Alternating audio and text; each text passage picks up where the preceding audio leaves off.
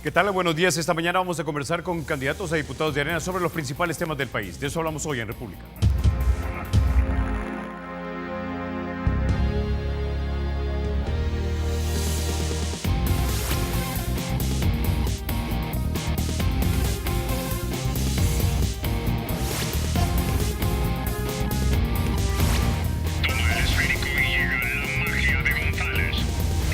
Es y será siempre libre e independiente y no será jamás el patrimonio de ninguna familia ni persona.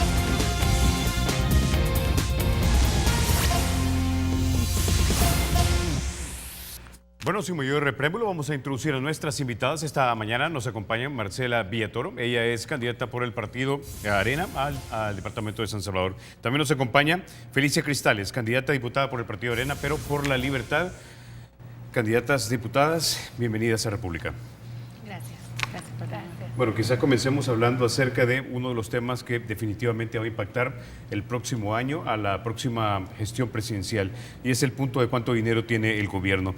¿Cómo podemos o cómo debe establecerse, Marcela, la relación entre los ingresos y los gastos del Estado? Bueno, muy buenos días. Un saludo a todas las personas que nos están viendo en esta mañana. Realmente la situación de nuestro país es sumamente preocupante y complicada. Ahorita estamos haciendo una mesa de diálogo entre Arena, el FMLN y el Banco el BID, que también está siendo parte del mismo y está siendo el mediador de este diálogo. Y estamos viendo cómo el presupuesto del año 2018 tiene un poco de desbalances y queremos ver la forma de llegar a un consenso para que no nos pase como nos estuvo pasando en los últimos años de los presupuestos desfinanciados que se nos habían presentado. Sin embargo, este presupuesto tiene una peculiaridad, y es que viene con un déficit de 554 millones de dólares. Nosotros como Arena creemos que este puede reducirse a la mitad, pero hay que hacer ciertos recortes.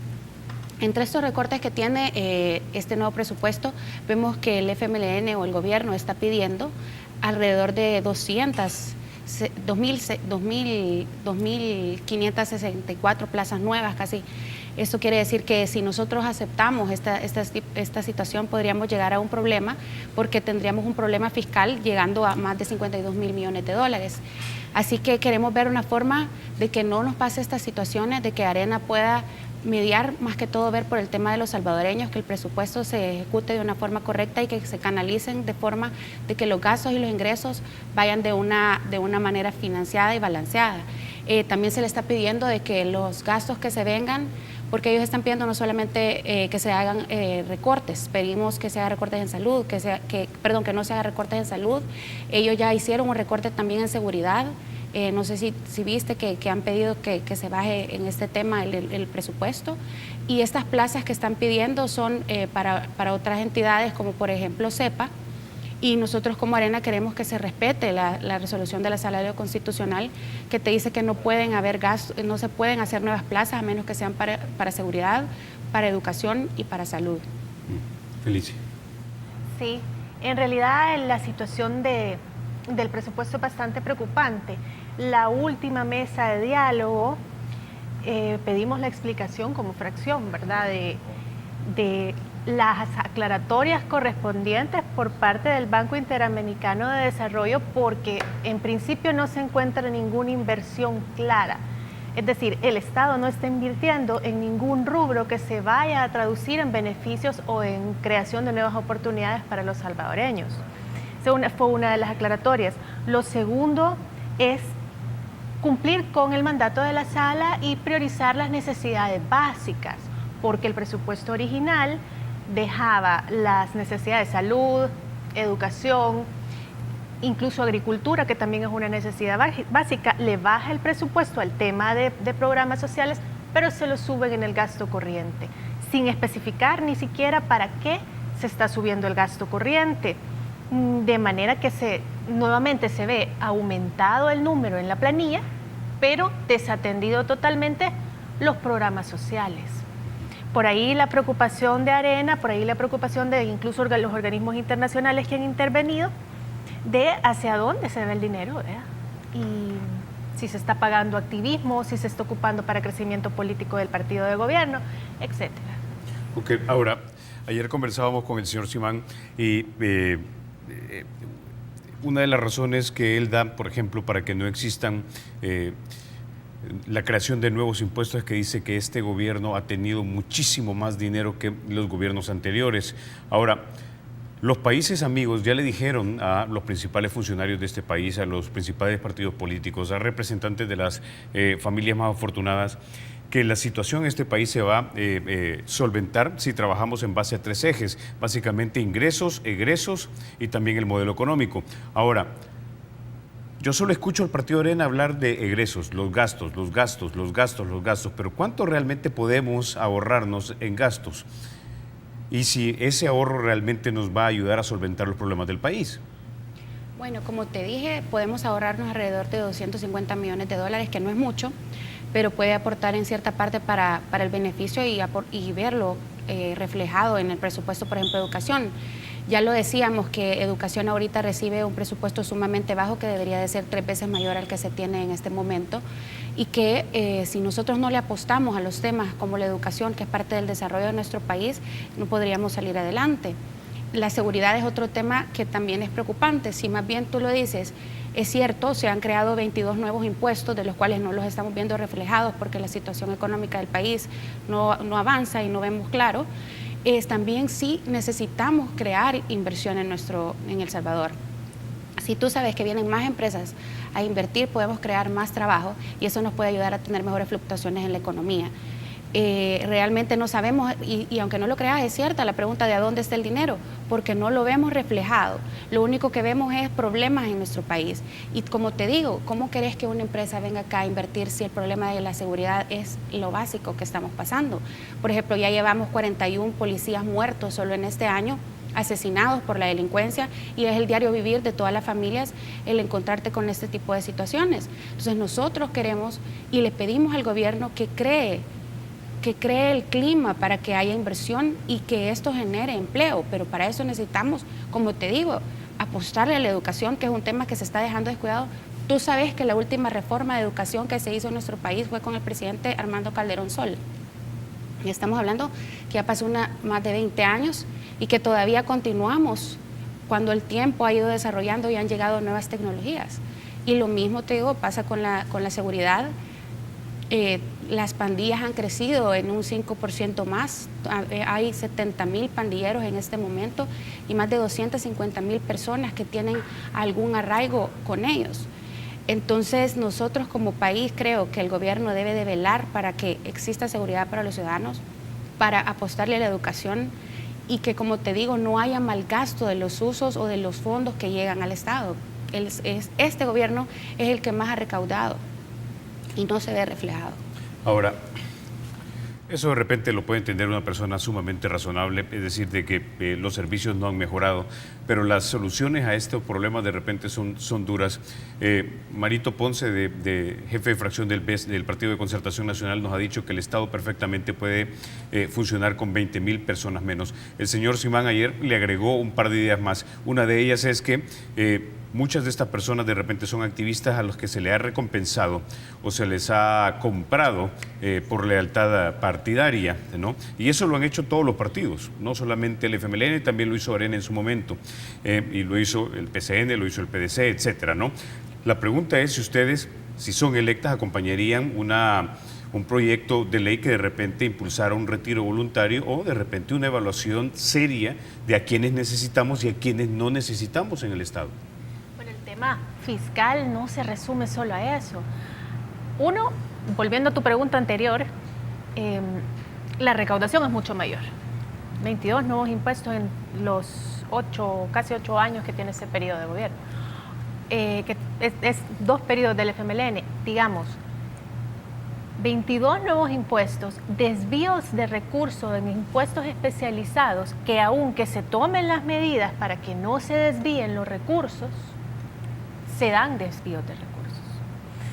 Eso por un lado. Por otro lado, a tu pregunta, sí se puede bajar sí se puede ahorrar, pero son medidas que tendríamos que tomar todos, no solamente unos cuantos. Por ejemplo, es decir, en Arena, ¿no estarían dispuestos a cargar sobre el peso de Arena? Sí, estamos dispuestos. En Arena hemos renunciado al seguro. ¿Cuánto representa de ahorro en el seguro médico que Arena haya renunciado, no mucho, pero si todo el Estado renuncia a su seguro, ahí sí cambia. Ahí sí estamos hablando de un ahorro significativo. Si ahorramos en gastos superfluos como compra de vehículos, si ahorramos en fiestas navideñas, pero no solamente en la Asamblea, es todo el aparataje del Estado. Pero aún así son, ¿qué? 250 millones, cuando aparentemente buena parte del gasto que algunos considerarían, digamos, superfluo, está en la gran cantidad de activistas que se han contratado a través de los años, que sumarían, ¿qué? 400 millones, 500 millones. Mira, o en propaganda del gobierno también. Yo creo que el problema también es, como lo decías tú, hay muchas veces que se han seleccionado personas para cargos que no son las competentes. Yo creo que es momento de una ley de la función pública. Ya es la hora de que nos pongamos de acuerdo todos y veamos, porque las personas que vayan a llegar a los cargos, que vayan a ser los funcionarios públicos, realmente sean personas que sean probas, personas que conozcan del tema, personas técnicas. Esto nos va a ayudar para que desaparezca ese tipo de personas que realmente no son las que necesitamos dentro de las funciones del Estado, y que pueden ayudarnos incluso para reducir los trámites burocráticos, que es otro tema que es complicado y que no permite la inversión en nuestro país. Por ejemplo, en Panamá tú quieres hacer una empresa y te tardás, ¿qué? Lo más una semana, por decirte algo. En El Salvador tú quieres crear una empresa y te tardás 3 meses, 4 meses, hasta un año. Así es que debemos de reducir la tramitología del Estado. Por eso es que es bien importante apoyar todas las iniciativas que busquen este tipo de situaciones, como el organismo de mejora regulatoria, que ya se introdujo ya la pieza de correspondencia para ver que ya se estudia dentro de las comisiones de la Asamblea Legislativa. Y lo mismo te digo, sí es cierto, hay muchísimas personas que están trabajando en el Estado, pero por eso es que apoyar una ley de la función pública es súper importante, y ese es uno de los ejes a los que yo sí le quiero apostar bastante. Ahora, Marcela, pero eso probablemente incluiría retiros voluntarios, en algunos casos despidos. Bueno, pero si queremos mejorar el Estado, es una lástima, la verdad. Tenemos que ver la forma para que salga la menor cantidad de personas afectadas, y ver cómo capacitar también al personal, porque hay gente que incluso puede ser que no tenga los estudios, pero es súper técnica en el tema de estar trabajando, de conocer los temas sin haberse graduado de alguna de estas carreras. Hay que ver la forma como hacerlo. Es un tema serio que no se puede tomar a la ligera, que merece un estudio, pero que creo que se puede hacer, y que realmente sí es fácil hacerlo si todos nos ponemos de acuerdo, si dejamos de confrontar o ver esta cuota me toca a mí, esta cuota me toca a mí, sino al contrario, ver el beneficio del país. Ahora, Felicia, ¿usted también acompañaría una decisión difícil en ese punto? Por supuesto, independientemente del gobierno en ese momento, porque ahí viene un cambio de gobierno próximamente. Primero Dios, vamos a salir favorecidos por los salvadoreños en ese sentido, pero optimizar el Estado y sobre todo el uso de los recursos es prioritario. Ya lo vemos en cualquier tipo de rubro. Vemos por un lado la compra de vehículos de lujos, pero los hospitales sin medicina. Son temas que tenemos que ver, son temas que tenemos que saber en calidad de qué se contrata cada persona. Hay por ahí un dato de promotores de salud con grandes salarios. En fin, por decir un nombre, hay cantidad de plazas que no sabemos a qué se dedican ni cuánto ganan. ¿Cómo podemos regular eso? Un diputado que esté pensando en regular el Estado, en controlar los ingresos y los egresos del Estado, debe estar pensando en eso, en fiscalizar las contrataciones, en ver la competencia, pero no solamente la competencia, los salarios. Hay una serie de medidas que se podrían tomar, pero es de carácter urgente, porque no es justo que en el Estado se esté gastando tanto, pero que no se esté invirtiendo en programas sociales que se traducen en beneficios para la población. Ok, con ese nos quedamos, vamos a la pausa. Cuando regresemos vamos a seguir hablando un poco más del pacto fiscal y también del relevo generacional en los partidos políticos. Antes de eso, déjeme contarles que el Banco Promérica tiene ahora 44 puntos de atención en todo el territorio nacional, tiene más de 100 cajeros, tiene 7 kioscos, 69 corresponsales. Para más información, usted puede llamar al centro de contacto al 2513-5000 o sígalos en el Facebook como Banco Promérica El Salvador. Ya volvemos.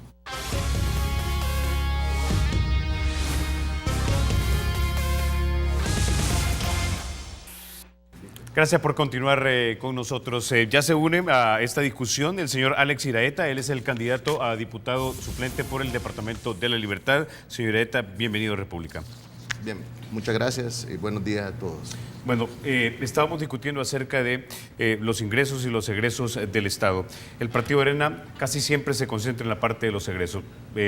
Creo que estamos conscientes que a puro ahorro no solventamos los problemas de este país.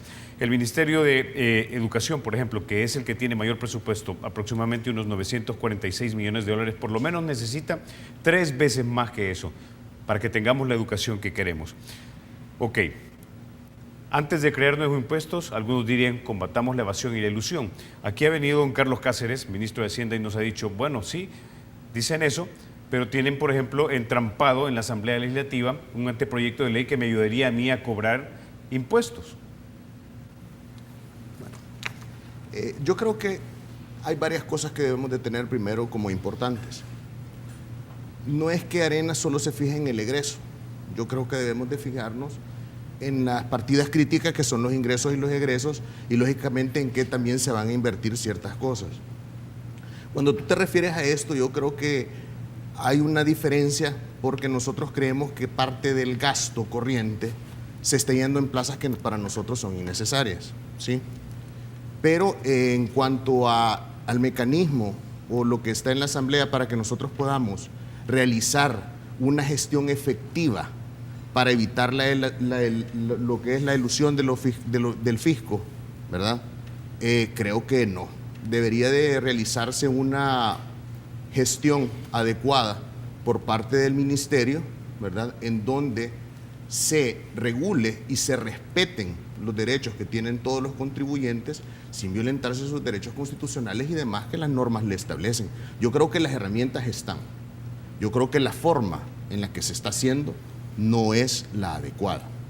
Entonces, venir a decir, creo que es muy simple, es muy simplista solo el hecho de poder decir o poner el dedo, es que nosotros no. Los mecanismos existen, Rafa.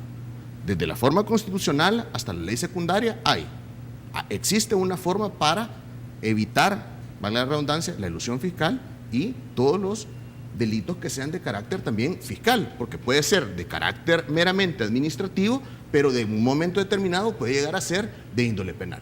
Entonces, los mecanismos existen, creo que esa es la diferencia, no creo que Arena se fije o esté fijándose solo en eso, yo creo que Arena se fija en varias cosas. Lo que pasa es que yo veo a veces en la parte de esto que estamos como conformes. Si tú ves en 40 años cuánto hemos crecido, hemos crecido a un ritmo del 2%. Allá por el 90 o algo así se creció en un ritmo del 40%. ¿Es eso lo adecuado? No creo. Entonces creo que estamos siendo conformes o queremos estar conformes o queremos estar contentos. Entonces creo que también hay cierta pasividad, porque no creo necesariamente que Arena piense en que debe de evitarse el gasto. Debe de hacerse un mayor gasto, pero ¿en qué? ¿Y por qué se tocan las partidas críticas? ¿Por qué tocas la partida, por decirte algo, de educación? ¿Por qué tocas la partida de salud? Okay. ¿Por qué tocas la partida de seguridad? Ahora, señor Ireta, usted es abogado, sabe que el presupuesto general de la República es una ley, ¿no?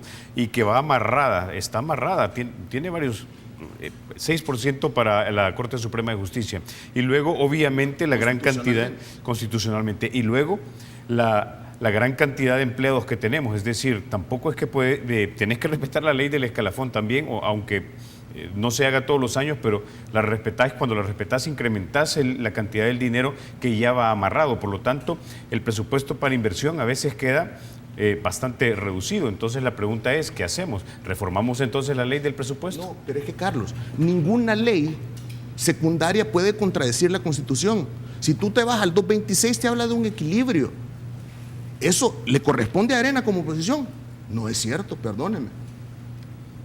Eso le corresponde al gabinete de gobierno en su rama, que en este momento pues es Hacienda, ¿no? O sea, pero la Constitución lo dice. Y te lo reitero, es más, una resolución que saca la sala, él te deja ciertas salidas y ciertos espacios para que tú puedas hacer ciertas maniobras, pero hay situaciones en las que tú no puedes contradecirlo, como te estoy reiterando. Debe de haber un equilibrio. ¿Qué existe ese equilibrio? Pues lógicamente en equilibrar los ingresos, los egresos, ¿no? básicamente, por tirar una línea general, porque por supuesto que hay mucho más líneas presupuestarias y mucho más líneas, mucho más cosas en las que se puede reflejar el ingreso del gasto. Pero, ¿por qué no crecemos? Volvamos al génesis de, ¿por qué no somos atractivos? O sea, ¿por qué la mayor carga laboral existe en el Estado? ¿Por qué se están creando X cantidad de plazas que nosotros a veces decimos, miren, esto es bien discutible? Ellos dicen, no, es que estamos acercando la seguridad, no, es que estamos acercando los servicios de salud. Pero cuando nosotros vemos, y vamos, porque nosotros andamos en la calle, ¿qué vemos? Activismo. ¿Es eso justificable? No es cierto. Entonces, ¿acompañaría usted un proyecto de ley del próximo presidente, en caso fuera un presidente del Partido Arena, que impulsara un retiro voluntario o una depuración en las filas del gobierno, aunque fuera costoso políticamente? Carlos, yo creo que debemos de llegar a un pacto. Y pacto significa consensuar, ¿sí? Que todos nos pongamos de acuerdo. Y digo todos, son todas las fuerzas, primero políticas y todas, por supuesto que también la sociedad. Pero tampoco se puede entrar o negociar cuando yo gano y tú pierdes. Yo gano, la población pierde, que es lo principal. O sea, nosotros estamos acá, ¿por qué? Para servirle a ellos, pues. Yo sé, pero en este momento digamos que la gente no está recibiendo los servicios por los que supuestamente, bueno, no porque son los que supuestamente, los servicios por los que paga en concepto de impuestos. Una de las razones que ha argumentado, por ejemplo, el día de ayer el señor Simán, es que tenemos una gran cantidad de activistas contratados, y eso no solamente por el FMLN, también lo hizo Arena, también lo hizo el PCN, lo hizo el PDC. La pregunta es, si queremos realmente reducir gasto corriente, ¿acompañaría usted en la Asamblea Legislativa un proyecto que ayude a depurar las filas del gobierno de activistas y que realmente se contrate gente competente, aunque esto sea costoso políticamente? Es que tiene que. O sea, yo creo que había dado una respuesta. Mi postura es que sí, pero siempre y cuando se pongan los puntos sobre las IES y partamos de realidades, no de supuestos. Porque aquí queremos llegar a consensos o queremos llegar a pactos sobre todo esto. Carlos, yo pienso que esto es el pilar fundamental de la economía pública en el transcurso de acá a 15 o 20 años. Esto es. Cuando estuve la vez pasada acá te dije algo que es bien importante y no me equivoqué. Se está disfrazando o se quiere ver el problema de que se había de las pensiones cuando el problema era de índole fiscal, pues. Eso era. Entonces, si lo vamos a hacer, ok, hagámoslo. Pero, ¿por qué debemos de tener miedo nosotros de tener un costo político, como tú bien lo llamas? Yo no creo. No creo que sea un costo político, porque al final se va a convertir en ¿qué?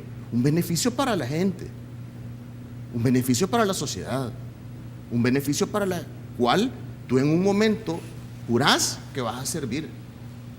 Y lo vas a hacer de tu mejor manera, con tu mejor capacidad. No creo que sea ese el temor de mi partido. Yo creo que, y ni hablemos de temor, yo creo que las cuestiones es que está que a veces se ocupa mucha picardía para querer hacer otro tipo de cosas o para desviarnos ciertos fondos y se ha abusado a veces de buena fe, pues. Aquí estuvimos hablando, si nosotros, 9,000 millones de dólares, Carlos. Tú, mira, hablemos del ENADE. ¿Qué dijo el presidente? Que tenemos una economía buena. Tenés una economía buena y cometés un impago. ¿Cómo es eso? O sea, creo que lo que decimos tiene que ir de acuerdo con lo que hacemos. Entonces, si yo tengo una economía buena y hago un incumplimiento, ¿por qué lo hice? Para presionar al partido de oposición a que te dé votos y para que podamos endeudarnos más. Es una pregunta, o sea, no lo estoy asegurando, pero por eso te digo, o sea, ¿estamos creciendo a cuánto? Debemos de crecer, creería yo, que a un 6% en los próximos 20 años. Bueno, eso dicen los especialistas, no lo digo yo. Ahora, eso es el escenario idóneo, ¿verdad? O ideal, ¿verdad? Pero muy difícil. Lógicamente ahora, dinamizando, pero no puede dinamizar la economía solo el gobierno. No puede crear empleo solo el gobierno. Sí, pero él tiene que crear las condiciones. Okay. Para que... Tengo una pregunta acá, de hecho es de un amigo tuitero, nos la hace llegar, dice, dígales que si básicamente quieren dar el ejemplo, ¿no? Que bajen los gastos reduciendo el número de diputados, dice, y de asesores en la Asamblea Legislativa. Creo que el número de diputados es un poco más difícil, requeriría una reforma constitucional, pero hablemos de los gastos en la Asamblea, donde ustedes realmente van a tener control. Mucho se ha quejado la gente de que de repente se ha doblado el presupuesto de la Asamblea Legislativa en los últimos, ¿qué?, 10 años, era como de 25 millones, hoy es como de 58 millones, ¿no? Una cosa así, en números gruesos. Camionetas, seguros, asesores. El Faro reportó también que buena parte de esos asesores, en 3 partidos por lo menos, reportan que son donantes de los partidos políticos. Entonces da la impresión, para una persona que está afuera, viendo hacia adentro de la Asamblea, que los partidos se están financiando con el dinero del pueblo, contratando gente a la que le dicen quizás, mira, te voy a pagar $1,000, pero realmente te voy a dar solo 300, ¿verdad? Otros 300 van a ser para el partido y los otros 300 para mi campaña. Felicia. Habría que analizar, pero sí, definitivamente tenemos que autorregularnos. Ya lo platicábamos hace unos días. Vamos a tener que ser incómodos en ese sentido. No es fácil. No es fácil porque hay una costumbre de hacer las cosas así. Hay una costumbre de puedo utilizar los recursos y nadie se va a dar cuenta. Y es una práctica que así se ha dado y así se ha dado independientemente del partido político. O sea, así se da. Hoy día tenemos que lograr que los diputados que vayan a entrar tengan como prioridad la transparencia y por la situación fiscal del país es importantísima la austeridad. Tiene que comentar sobre tener bien claro el manejo de las finanzas y de los presupuestos que se les asignan. Realmente es triste cuando tú pedís un informe veraz, verdadero, de cuánto gana o en presupuesto, cuánto se le asigna a cada fracción. Eso es un pleito que nosotros ya lo hemos vivido a nivel asamblea. Nadie te lo quiere dar y eso que existe todavía el acceso a la información pública, bueno, y se vuelve sumamente complicado este tema. Sin embargo, es algo de lo que no tenemos que quitar el dedo del renglón de cada institución del Estado, por cada rubro. Estábamos revisando hace poco el tema del seguro en todas las instituciones del Estado. Pero eso es acceso a la información pública. Hay tanta cosa en la que se puede ahorrar. Y la Asamblea no es la excepción. Claro, no es lo único. No, como tú decís, no vamos a resolver el problema. Ahora, si lo hacemos solamente en la Asamblea. La gente de repente lo que no entiende es que la Asamblea lo que hace es hacer leyes. Tenemos más gente trabajando en la Asamblea y eso se traduce en ¿qué? ¿Mayor productividad de leyes?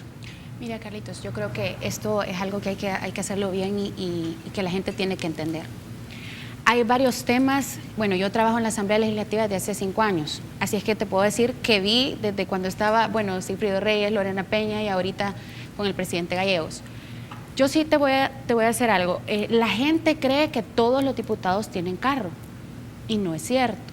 La gente cree que todos los diputados tienen vale de gasolina y no es cierto. Los que tienen estos beneficios son los diputados que son miembros de la Junta Directiva. Los diputados que la mayoría lo toma como burla, que le dice de la llanura, que son los que son de fracción y no tienen ningún cargo en Junta Directiva, no tienen estos beneficios. Los presidentes de comisión, ellos sí tienen un par de beneficios, ganan un poco más y a ellos sí creo que se les da celular y no me acuerdo, y tienen un acceso armado, no sé.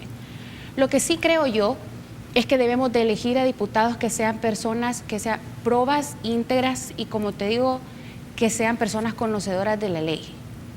Porque si bien es cierto, tenemos que tener toda clase de diputados, desde médicos, abogados y lo que tú quieras, pero si nosotros tuviéramos realmente diputados que conocieran el significado de la ley, cómo funciona el proceso de formación de ley, no tendríamos que pasar por el montón de asesores que tienen que contratar algunos. Hemos tenido diputados que ni siquiera pueden leer o leer cifras mal de una forma que han dado vergüenza, ¿me entendés? Es importante de que los diputados que lleguen sean personas que sean preparadas y aunque la Constitución misma te dice que tenés que tener honradez notoria, hemos visto que también hay diputados ahorita que honradez notoria tienen ninguna, ¿me entendés? Entonces sí creo que es bien importante que la población sepa elegir a quienes quiere tener representándoles dentro de un curul en la Asamblea Legislativa y no solo creer que por que puede ser cualquier persona, sino que tiene que ser gente que realmente esté preparada para el cargo, porque tú representas a un país y por eso necesitas ser una persona que realmente seas técnico. Y con el tema que estábamos diciendo de los salarios, que yo no puedo creer que haya una cantidad que se vaya para un partido político. El FMLN, no me acuerdo quién salió diciendo que le tenía que dar $2,000 de su salario al FMLN. Y mira, Pero eso también lo han dicho del Partido Arena, ojo. mira, pero nosotros no tenemos obligado a ninguno que pague un mensualmente, sino que tú lo haces porque tú Pero quieres. es que eso de obligación es como que obligación, ¿verdad? Es decir, es sugerido. No, pero ¿sabes qué es lo que hace el FMLN? Por ejemplo, te dice, nosotros tenemos menos asesores, porque esa es la respuesta que te dan. Pero si tú ves, ellos tienen menos asesores, puede ser, pero esos asesores ganan $4,000, $5,000. Además, la plaza administrativa no se es de fracción. refleja en la fracción del FMLN. Sin embargo, las plazas administrativas sí son dadas a criterio sumamente Ok. político. Entiendo lo que están hablando y criticando el FMLN y ya le hicimos las preguntas del FMLN, pero la pregunta es para el Partido Arena. ¿Ustedes qué van a hacer? No, es decir, ¿se van a rodear de 15, 20 asesores? Es decir, si yo fuera diputado, yo tendría 3 quizás, uno en constitucionalismo, el otro quizás en política territorial o algo así, un operador político, y el otro un buen economista. 3. ¿Pero De para qué acuerdo. necesitas tanto asesor? Para mí hay maneras No, y de tenés que toda se la traduzcan razón. beneficios. Lo que pasa es a lo que vamos. Por ejemplo, yo he visto varios diputados que tienen como 5 o 6 personas, pero son por el tema que no son técnicos en una materia. Por eso es que es bien importante que tú cuando estés en mi caso, yo soy abogado, soy notaria, tengo máster en empresas y he estado en Derecho Constitucional todo este tiempo. Entonces, yo creo que no lo necesitaría. Pero ¿qué tal un diputado que te digo que ni siquiera puede o apenas terminó bachillerato? ¿Cómo le puedes pedir a él que esté en una comisión financiera donde ves temas que son súper delicados y cómo él va a darte el ancho en ese tema? No te estoy justificando los miles de asesores, no. Lo que le estoy diciendo a la población es que elija gente preparada para que esta gente preparada no tenga que verse obligada a contratar el montón de gente. El problema es que aquí elegimos al más popular y no al más capaz. Ok, ahora, hay que preguntar esto. Hay una propuesta en la Asamblea de bajar a 50 el número de diputados, pero está engavetada. Marcela.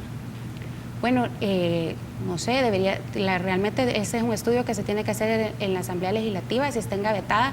Yo invito a la población a que ellos mismos empiecen a incidir, a que salgan en los medios de comunicación y a que pidan que este tema pues se realce. Si ya está dentro de la Asamblea Legislativa, ya existe expediente, entonces pueden pedir a través de cualquier diputado de cualquier fracción, ya sea de Arena, del FMLN, meter pesa de correspondencia y pedir que se siga analizando el tema, que se encuentra dentro del archivo y puede dársele vida nuevamente. No es, ¿verdad? Se puede estudiar a través de la sociedad civil. Felicia, nos escribe don Paul Steiner del Movimiento Democracia Limpia y nos dice, los de la llanura tienen 12,000 al mes para sus asesores y asistentes. El diputado Juan Valiente ha declarado en público que de los 12,000 les quitan 6,000 para la fracción. Sí, Juan Valiente ha hecho un exhaustivo análisis de las finanzas de todas las fracciones incluso. Pero como te digo, es un tema de tomar responsabilidad, de ver a quién vas a escoger, ¿verdad? Tiene que ser diputados para quienes es prioridad el tema de la austeridad. No solamente, que por muy incómodo que pueda ser, por mucho que pueda ser una persona que al final terminó decepcionándose como Juan Valiente por el mismo tema de venir señalando estos puntos. No de forma partidaria, de forma apartidaria, aún siendo un diputado de una fracción legislativa. Tenemos que buscar gente que tenga como prioridad la autorregulación hacia la transparencia y la austeridad. No solamente gente que esté dispuesta a señalar el otro, eso todos sabemos que lo podemos hacer. Señalar a casa, decir, bueno, así se maneja aquí, por mi parte lo voy a hacer de tal forma. Y tratar de hacerlo, de buscar personas minuciosamente cuya prioridad sea la transparencia y la austeridad. Porque independientemente, ya te puedo decir, la fracción, para mí sí hay personas que están sumamente justificadas como asesores, hay excelentes asesores de fracción a disposición de todos los diputados, que ya son parte de la fracción independientemente de tal o cual diputado. Es decir, no hay necesidad de contratar gente técnica tampoco, porque existen ya trabajando al servicio de la fracción. Ok, tengo que ir a la pausa, pero señora Irareta, cuando regresemos le doy la palabra. Sé que tenía una idea que quería poner sobre el tapete de discusión. Ya volvemos.